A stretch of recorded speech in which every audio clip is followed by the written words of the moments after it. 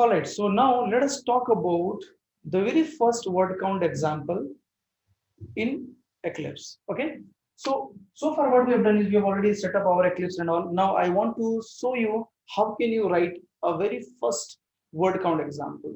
Okay, and word count example is basically a kind of hello world example in your MapReduce, right? Everybody teaches, every best book teaches you that. So what we will do it now, what we will do now is we have Eclipse. In this Eclipse, we will create one project. Okay, so let's say word count. Okay, a word count project, and inside this project, we will create a package, say in.olc. Right, so in the reverse domain name, online learning center.in reverse in.olc. Inside that, this is a package. Okay, this is a package. Inside that, we will create classes like mapper, my mapper,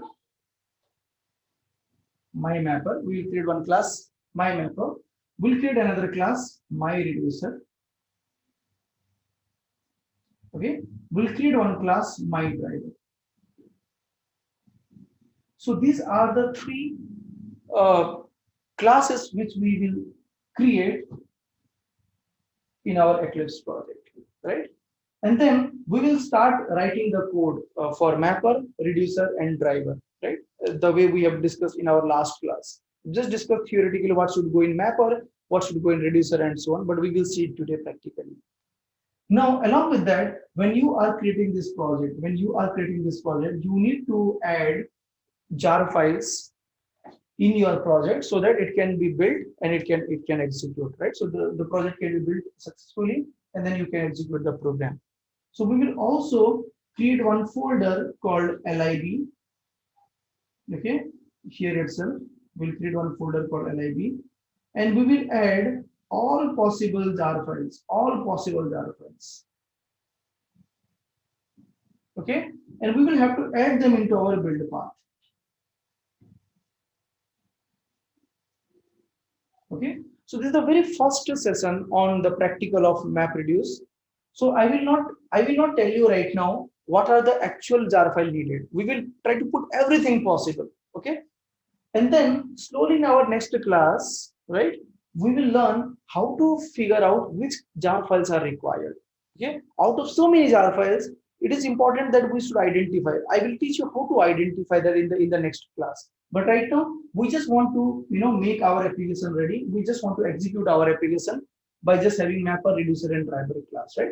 And in the lib, we will put all possible jar files, whatever we can see. Okay, let me create another project. Okay, so I'll say new project, right? So see, here it allows you to choose mapper, reducer, and driver also. Okay, we will see that option also. But right now, what I'll do, I'll not even say I will not even say create a new MapReduce project. We will do that later. Okay. Right now, what we see, because this facility has come because of that plugin, whatever you have installed. Okay. And let us not do that right away. We will see that some other time. Today, I'm going to create a plain Java project, and I'll say word count,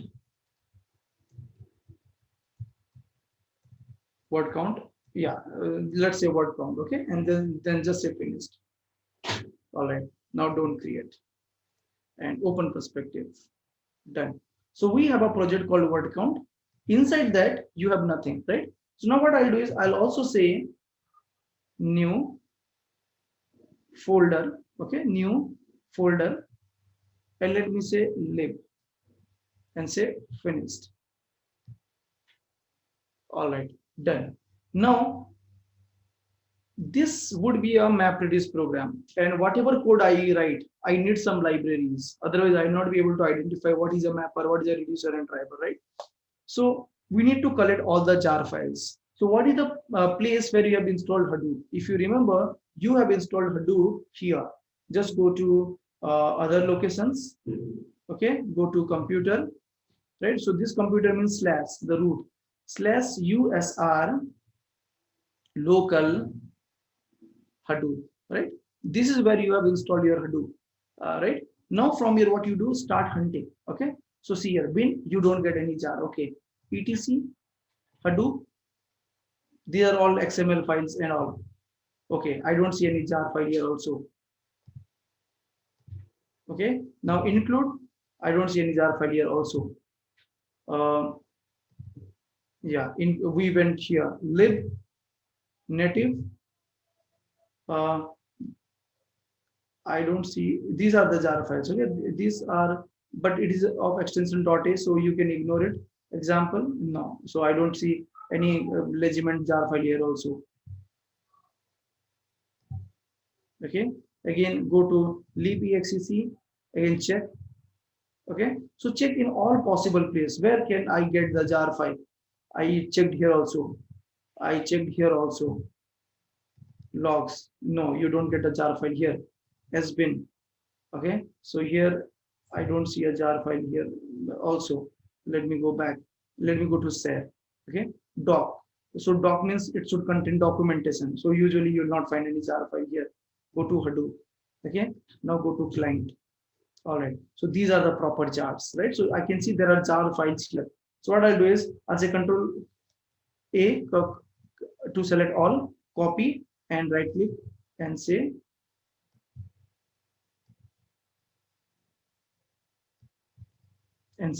paste. Okay, so I copied some jar file. All right. Again, let me go back. I copied from client folder. I'll go to commons and here I can see some jars from here, the main itself. So just uncheck them and just copy this. Okay, see, I'm just telling you the ad hoc method, very untidy way, okay, which is not practical, but we will see, we will improvise this, right? Because right now we have no clue what exactly jar file is required, right? We are a beginner, so it's important that we go it this way first. Instead of me telling you these are the four jar file, use it, right? We should learn how to get the jar file in the real time. So we'll do that over the period of time. Okay, I have copied this also. And let me go to web apps, static. This is a gz file not required. Again, go to source.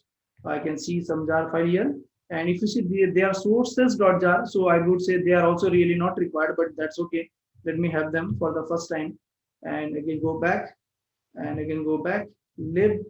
There are so many jar files, copy all of them and paste it over here. All right, again go back, JDIF. These are all XML files, so ignore it. So we are done with this common. We're done with this common. Go to SDFS, and again I can see there are plenty of jar files. Copy all of them. Copied, and again go back to this place, web apps, data node, right? Likewise, you will go inside everything. You'll go inside everything. Sources, you will not find jar file. Lib, you will find all the jar files. Copy again this lib. Sometimes it is possible that the jar files are duplicate, right? And you can say overwrite all, that's okay. Again, go back. Share is also done. No, share Hadoop. This was done, right? So I think we started from client, right? And we completed this, we completed this, we completed this. SDFS, we'll go to MapReduce. Here also I can see a lot of jar file. So just not consider everything and just paste it here.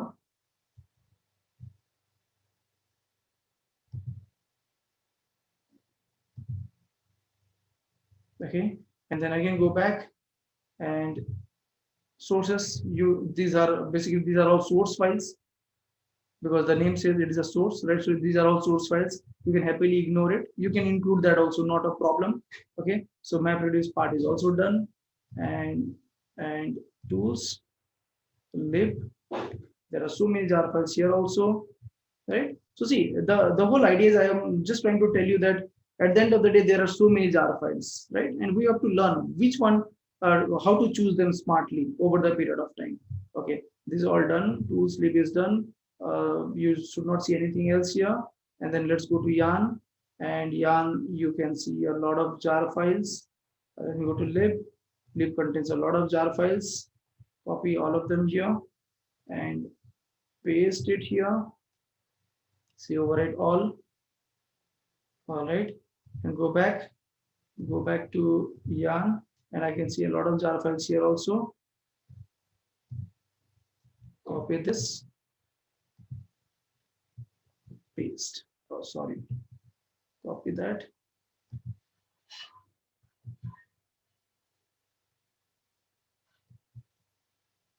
And say paste. All right. So I believe we have copied all the jar files, all the possible jar files. We might have missed a couple of that's absolutely fine. But at the end of the day, we have too many jar files, right? And we just want to execute our first word count example. That is the whole target today, right? All right, so all these jar files are just added in a folder called lib. Okay, it does not make it available for the project unless until you don't add it to your build path, right? So what I'll do is right click and say build path, okay, and then say configure build path, okay, and then you can just go back to libraries. So just go to libraries and go to this class path, okay, and just say add jars, okay, add jars, and click on it and click on the lib folder, word count lib folder, and you have all the lib folders here, right? So select everything right now. Okay, select everything, whatever jar file you had included, and say okay, and say apply, and say apply and close. Done. So now once you're done with that, go to this reference libraries. You will see everything is added because of that operation. Everything is added here, which means you can now happily go and create your mapper, reducer, and driver program. Okay, so what I'll do is I'll close this, and now let's quickly create that package. So I'll say source, right click new, and just say package. Okay, what the package name we want to have as per this diagram? In.olc, right? So in.olc. All right, say finished. Okay, now here I want to create 3 classes. New Java class, okay, and I'll say my mapper. This is what I wanted to have first, okay, and similarly I want to have one more class, reducer, my reducer, finished. Similarly I want to have one more class,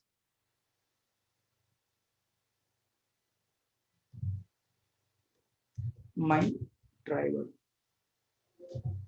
Okay, so these are the 3 classes we need at a minimum level to complete our word count example. Okay, now as I have told you, this mapper class should extend mapper class from Hadoop, right? So I would just say extends mapper. Okay, now when you write mapper, it says, hey, I'm unable to identify it. Can you tell me in which package it is present? So see, when you click on it, when you just put your mouse over here, it will give you a suggestion. Okay, and I'll say this is from this package. So you'll have to import this also. Right, done, save. Okay, similarly, let me go back, reducer. I'll say extends reducer. Okay, now again it will say, hey, I don't understand from where it is you want me to import this. Now just keep your cursor here, don't even click on it, click over, keep your cursor here, and it will give you all the solution. I'll say this.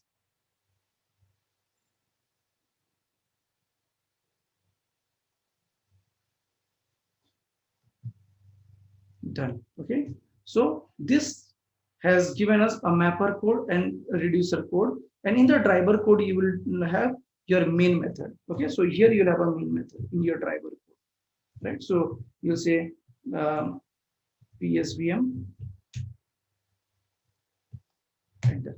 Sorry, not psvm, I think main should work.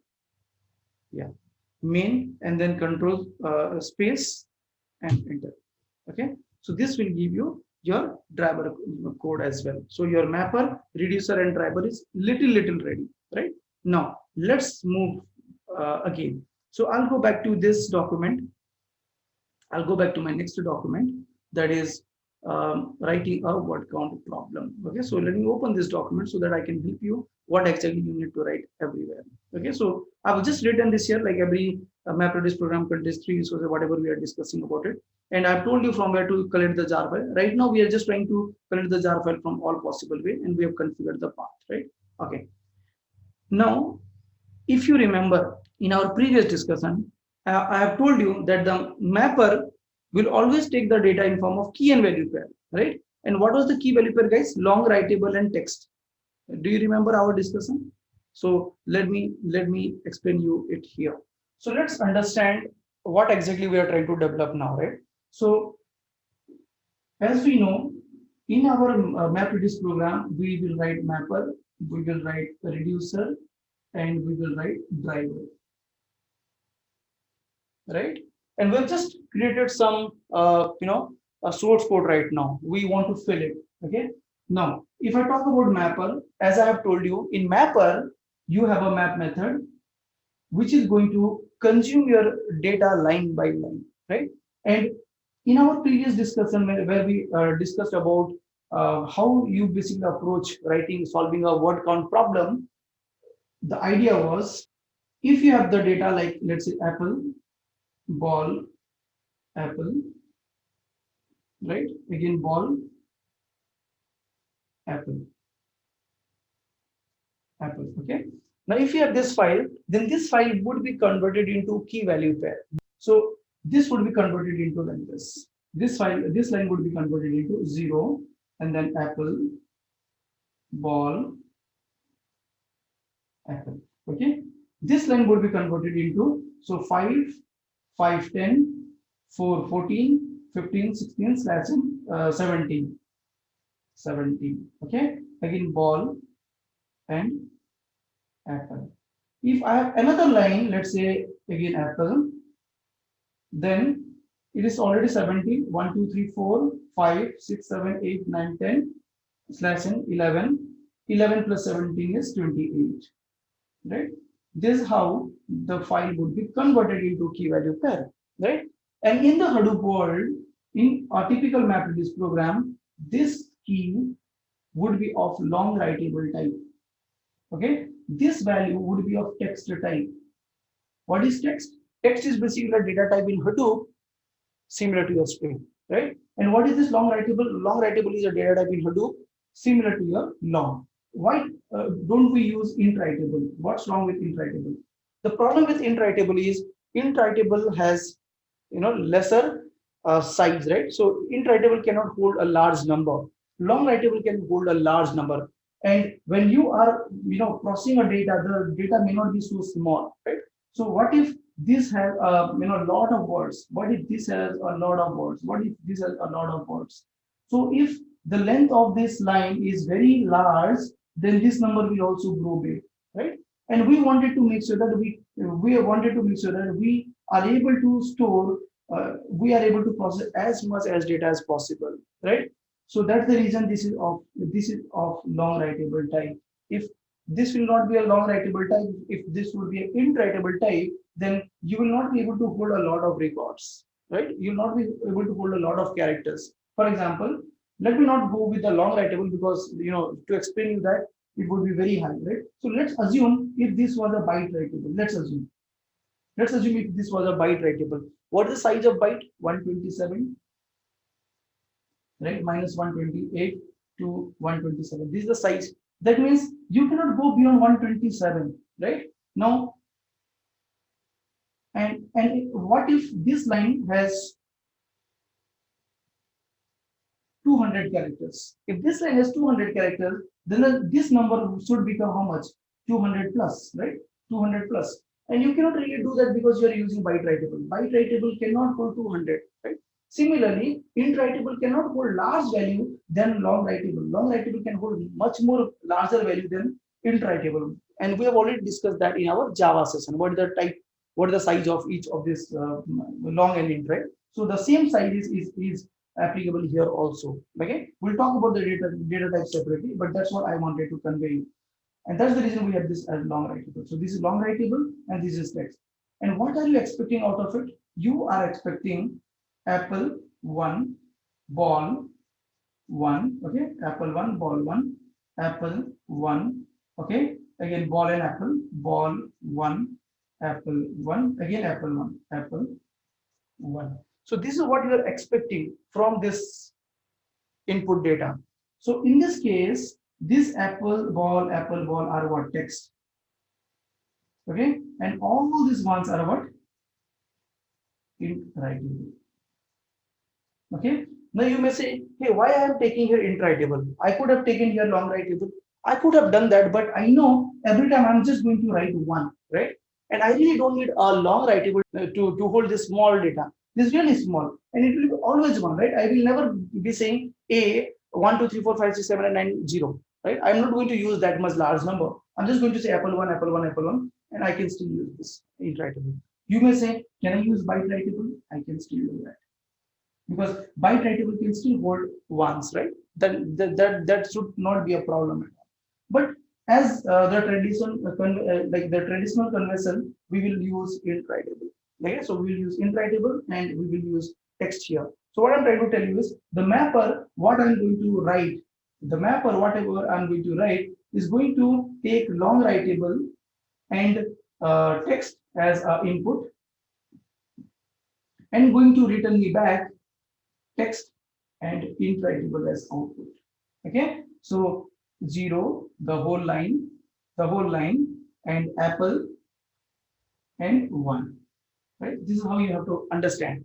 Input would be like this, output would be like this. Right? So let's go back. Okay, so let's quickly finish this mapper code. Okay, now I would say, yeah, mapper. Now let's go back to this example. All right, see here, long writable, text and int writable. And I hope you understood why they are so, right? So the first two parameter, long writable, LW, right? Both of them capital, and say control enter. Okay, control enter. This will also give you some suggestion. See, this will give you some suggestion. Right? From here you can choose long writable. You can do like this. Okay, and text. Okay, this is the input 0 and the whole line. In the case of MapReduce, 0 apple ball whatever it is, right? So long writable and text. And what I'm going to give the output back, apple 1. So what is apple? Apple is text. 1, what is 1? Int writable for me. Okay, and then you have to import this. So you can say control shift O. Okay, you can say control shift O, and it will help you to choose. So whenever you are choosing, be very specific. Don't choose any wrong what we say package, otherwise you will face problem in executing it. So text is from org apache hadoop io.text. Finished. Done. Okay, so I have written my mapper code. Now in the mapper code, what I need to have is map method. Just say map, map, okay, and give control space. Okay, and it says, hey, do you want to override this? See here, you can see a map with a diamond symbol, which means it is basically inherited method. It is already present in my mapper class, this mapper class. Okay, it is already present in my this mapper class. Okay, now here I can see that my map method is generated. Okay, my map method is generated, and let me go back to this place. See here, map method will expect key and value and a context object. So you can clean this out, no problem. Okay, this is what we have, right? So mapper method will take key, will take value, and will take context. And what is the logic we are going to write? Let me remove all this logic. So what is this key? Key would be those numbers 0, and then 15, then next line 25, and so on, right? And I really don't care about key, right? I have nothing to do with the key. What I have to do is with a value. So I'll say value dot to string. First thing is I would convert that to string, because I want to split them and do some operations, right? So I'll say string line is equal to this. Done. So now I will split this data. Line dot split by what? Space. I'm assuming that my data would be separated by space. Okay, and what I'm going to get an array. If I separate them by space, I'm going to get an array. Okay, data array, done. So if I say my string, my first line contains, let's say my first line contains apple, ball, apple. So what will I get? I'll get those data in my data array, right? Now, since I have got a data array, I will iterate through this data array. So I'll use for loop for string a word, or let me rename it to words. Okay, for string word from words. Okay, this is my for each loop. It says use a loop, iterate through each element which are present in words. First time, word will have a value of apple. Second time, word will have a value of ball. Third time, word will have a value of apple. What to do? Context dot write. Okay, I'm saying context dot write. That means I want to write this data to my further layers, right? Like reducer and all. So I would like to write them further in my reducer to my further layers. And what should I emit? I should emit back text and int writable. So I'll say new text of word. This word is string, and what I need to return is a text, comma, and then what I need to return back is int writable. So what I can do is I can just declare a variable here. Okay, I'll say private final. Okay, and I'll say int writable 1 is equal to new int writable of 1. Okay, so I have defined a constant variable 1 because I know that this is not going to change. Okay, I know that this is not going to change. For any word that comes to me, I will always say apple 1, ball 1, again cat 1, whatever it is. So this apple, ball, cat changes over the period of time, right? Apple, ball, cat changes over the period of time, but your 1 will remain constant, and that's the reason I've defined this as a constant. Okay, so let's say context, right? So this completes your mapper code. This completes your mapper code, and you have written enough logic, whatever is supposed to be written in your mapper code. Now let's go back to the reducer part now. Now, in this reducer, we need to understand one thing. What is that you are going to get in this reducer, right? So see, at the end of the day, let me go back to the board again.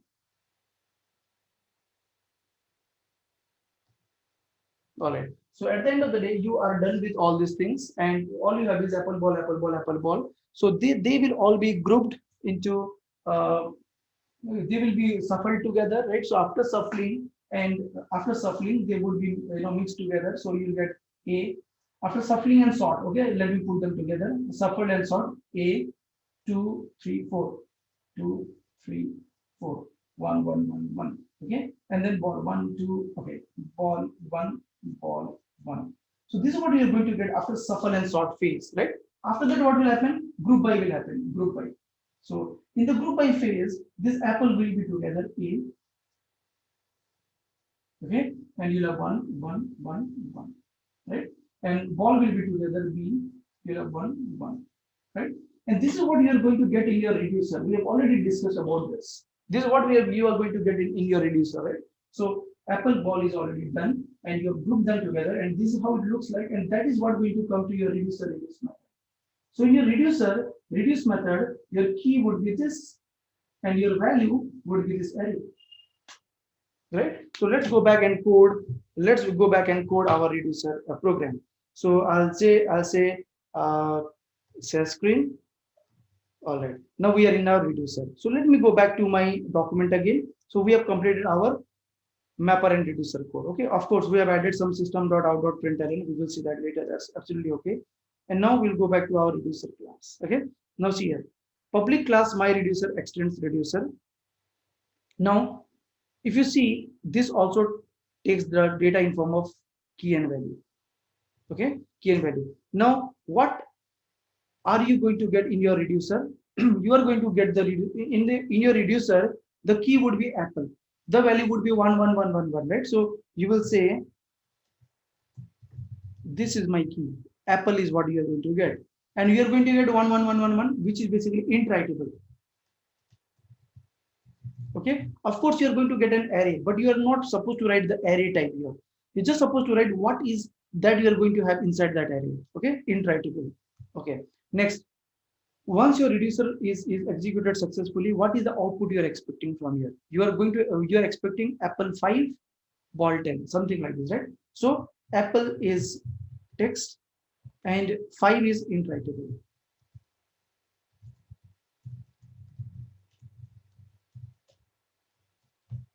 Okay, now again import this. So control shift O. Okay, and then choose them wisely, and they are all imported. Done. Now we have to create a method called reduce. Just say reduce and hit control space. Okay, and it says, do you want to override? Yes, right? So it has overridden the method called reduce. Now this can be renamed, right? So I would say word. Okay, and I would say this is the count, right? So this is basically a count. So I would say I would say IT. Okay, let me say IT is it's the best name for iterable IT. That's fine. Okay. Now again, now let me like delete all this. All you need to say is context is fine, and you can just say context. Okay. Rename the variable as what you feel so. Done. Now I know now from our example point of view, what I'm going to get is word would be apple. Okay, and what would be the value of this iterable? This iterable will hold 1 1 1 1, right? Whatever whatever occurrence was there, you will get them as 1 1 1 1. Now this is what you will get in your reduce method. Now in your reduce method, what are you supposed to do? You are supposed to count this once. You are supposed to count this once. So what we will do is I'll say for int writable IW from IT. Okay, for int writable IW from IT. That means it start iterating through this iterator. Okay, and give me those values one by one. Okay, and now I also should I should also define a variable called integer count or total equal to 0. Okay, and I will say total is equal to total plus iw dot get. Okay, because iw is basically int writable and dot get will give me the integer value of it. So what I'm doing is I'm just maintaining a global variable for that particular apple, right? A global variable with which is assigned with 0, and every time I'm iterating through this, I'm just saying it.get. So I'll get 1 1 1 1 1, and they will be constantly added. So by the end of this for loop, once this for loop is over for apple, my value for total would be 5, right? Whatever it is, right? So I'll get the total count here. Now once I've got the total count, I'll say context.write. Okay, and what are you supposed to return back? You're supposed to return back apple, which is word. Okay, as it is text, because it is as it is text, right?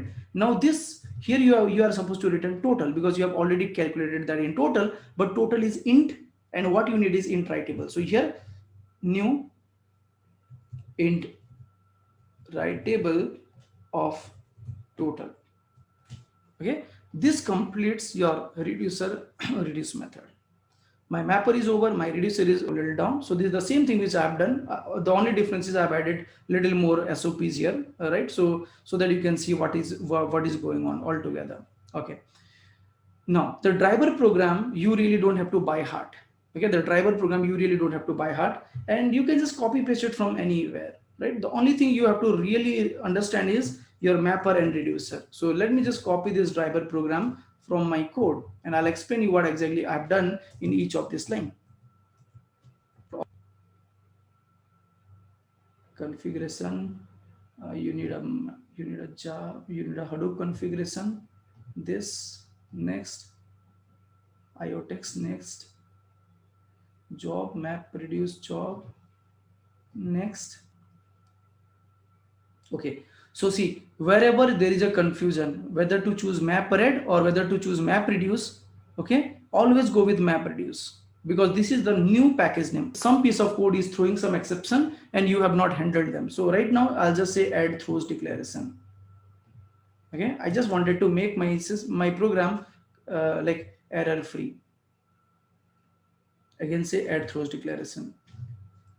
Okay, so I have completed my driver program as well. Let's see what this driver program contains.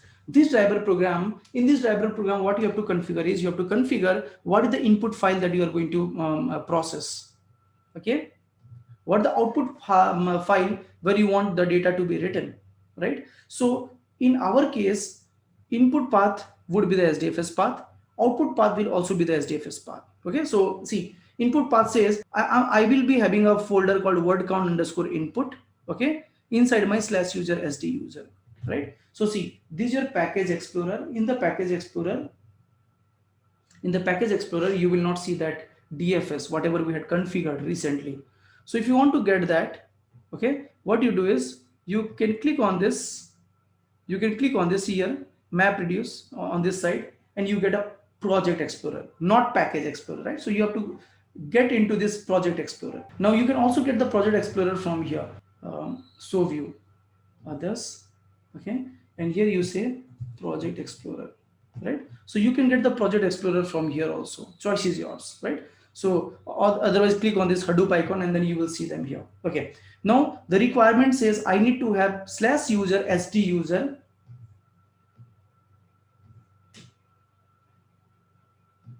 slash user SD user, and here I need to have a word count underscore input. So let us create this directory, create new directory, and I will just have word count underscore input, okay, and say okay, done, and just refresh this. Okay, word count underscore input, we got this folder. Inside that, let's copy some input file like apple ball and all. I'll go to my desktop. Okay, here, okay, in my desktop, let me say vim word1.txt, insert mode apple ball apple escape colon wq, done. Word2.txt, insert mode apple ball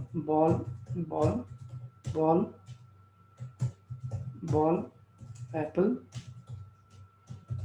okay, escape colon wq, done. So I have word1.txt, I have word2.txt. Both the files are present, are created in my desktop right now. Now let's upload this file into the desired location, right? Into the desired location. So what is our desired location here? Word count input. So you can use Hadoop fs-input, or you can use this UI from your Eclipse. Okay, I will choose this time. I will upload it from my Eclipse. So upload.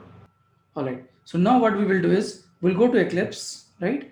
And from here, go to desktop and choose your word1 and word2. This is what you want to upload.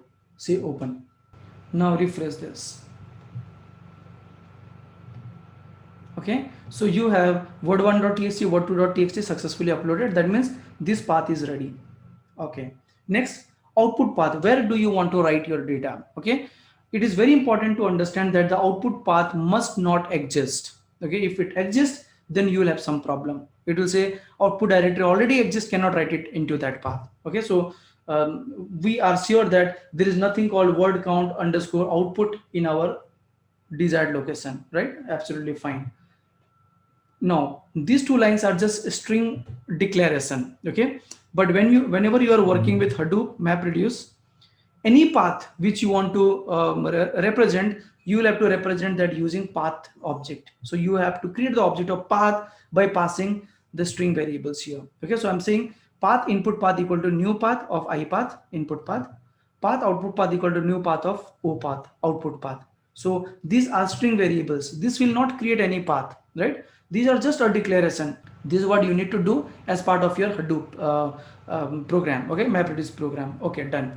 Next we have a configuration conf equal to new configuration. This will read the default configuration and will make sure that your program should be in a position to communicate to your Hadoop systems. Okay, so you need a configuration object which points to the default configuration. All those XML file, whatever you have edited, like Hadoop core site.xml and all that. So all those side files and XML files contains some configuration, right? So it has the capability to read the specification from those configuration files. So you will basically say create a configuration file, and that configuration file contains a lot of information. From there you will create a job object. Okay, because when you are submitting this program for execution, you are going to submit this as a job, and in Hadoop, in order to say that it is a job, you must obtain a job object. So the job object can be obtained by saying job equal to job.get instance, but you'll have to pass a configuration, and I'm saying I want to go with the default configuration whatever is available. Okay, done. So this will make sure that your job class is ready.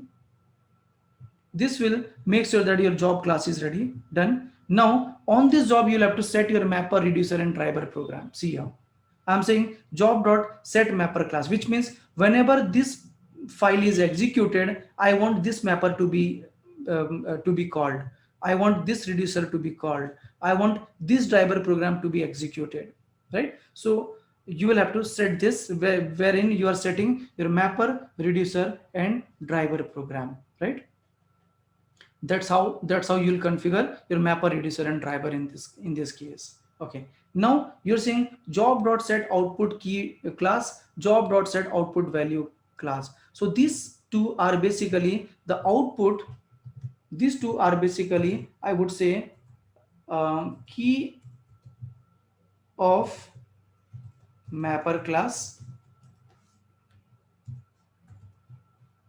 value of mapper class. Okay, so in my word count example, my mapper is going to give me apple 1, ball 1, apple 1, ball 1. So what is my key? Text. What is my value? Int writable. Okay, so this is basically the output of your mapper class, key value type of your mapper class. Okay, done. Next, now you will say I have written a job. See here, I have written a job, and this job has my mapper class, my reducer class, my driver class, and on this job I want to attach my input path. Right. So which means whenever this job is executed, it should take this input path, which is nothing but this path. Okay, similarly, whenever my job is done with the execution, the output should be written in this path, which is nothing but this path.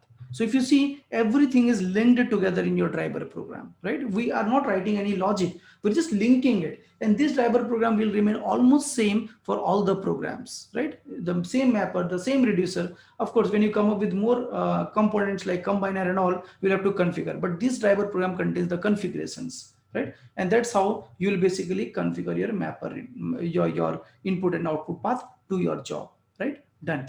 Now the next line is, as I have told you that the output path should not exist. Okay, but you can configure that in your driver program, saying that if the output path already exists, before I run my program, I want to first delete my output path. Okay, so if you put this line number 35, then every time when you run the program, it will first delete the output path if it already exists. Otherwise, your program will fail to run second time because it says the output path already exists. You'll have to give some other output path, right? Okay, and the final line number 36, is the guy who actually runs the job. When you say job.wait for completion true, it starts running your job, and your job will start executing the piece of code. Okay, now what I'll do is I'll just say right click and I'll just say run, and run as Java application. Okay, so save before executing, yes.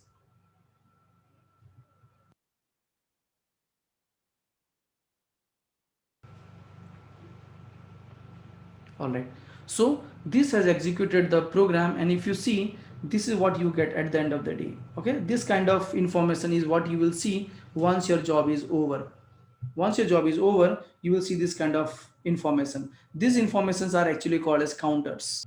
It proves that your job is done. Okay, so yeah, so you just have to look into your output, and if you see this kind of execution, then you can be assured that yeah, your job is done. All right. Now, once your job is over, what should you do? You should go and check the output folder. Okay. So you should go and check this output folder. So your output folder would be created here: user, HTTP user, and word count underscore output. Just refresh this. Okay. So if you see, you have got word count underscore output. Click on it, and you will see one file called underscore success, as I have told you earlier. And you got a file called part r00000. Okay. And here, why are you getting part R? Because reducer was also executed. In certain cases, it is possible that you skip the reducer. I will tell you about that in the coming days. But right now, my mapper code is my mapper as well as reducer is executed, right? So that's the reason the file name is part hyphen r hyphen 0000. Okay, double click on this, and if you see, I am getting the output like apple is 8 and ball is 7, which means we have successfully completed our first example of writing a map reduce program, right? Wherein I can say I had some file and I had some code, mapper reducer code. I wrote it and configured them in my driver program, and I executed my driver code, and this all went smooth, right? I would say practice this problem again and again. Okay, and you should have the ability to write mapper, reducer as well as driver program without even watching my videos, right? Do it couple of times, do it couple of times, and you should be able to do them very clearly, right? Once you do it couple of times, I'm sure you will become expert and you will be able to write this word count example very clearly. And if you're able to write this very clearly, let me tell you, everything else will look so simple.